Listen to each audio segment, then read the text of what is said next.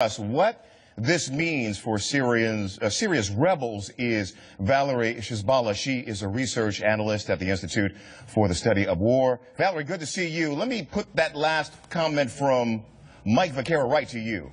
Has the United States been supplying small arms to the so-called vetted opposition within Syria through the CIA? What's your understanding here?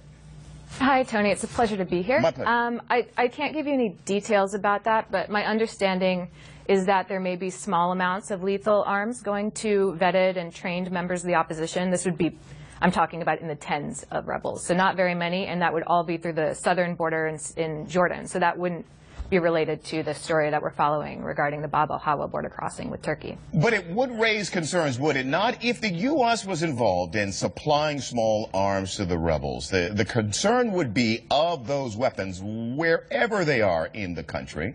The concern would be of those weapons getting into the hands of, say, the Islamic Front, correct?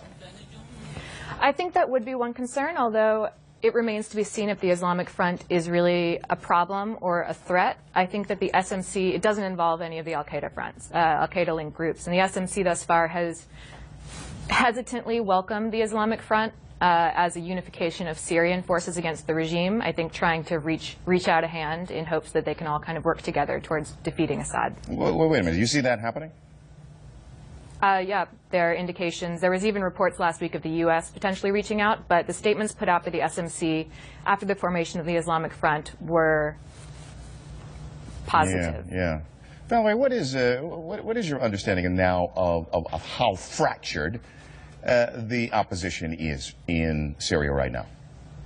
I think there's some confusion about that point. The opposition was never fully united. Yes. It independently in different places all over Syria. What we're seeing now that is troublesome is groups actually uniting, but they're uniting independently of the SMC and Western-backed forces because these really haven't been giving them what they need. So we see groups becoming more independent right. and really undoing any sort of control we might have had. There was a meeting of the Gulf leaders in Kuwait. Will anyone on any side of the fighting heed the call from the Gulf Arab leaders meeting there in Kuwait for all foreign troops to leave Syria?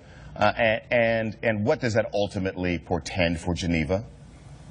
No, I don't think Yeah. so. I'm not sure how genuine those calls are, considering the fact that some of the groups that Gulf states themselves are funding include foreign forces, and we've heard similar calls from the pro-regime side, from Iran, who's funding Hezbollah, who's in there, that all foreign forces on the other side need to leave. So I'm not sure that those statements have any direct effect on Geneva. Valerie, I'm glad you made that point so I wouldn't have to.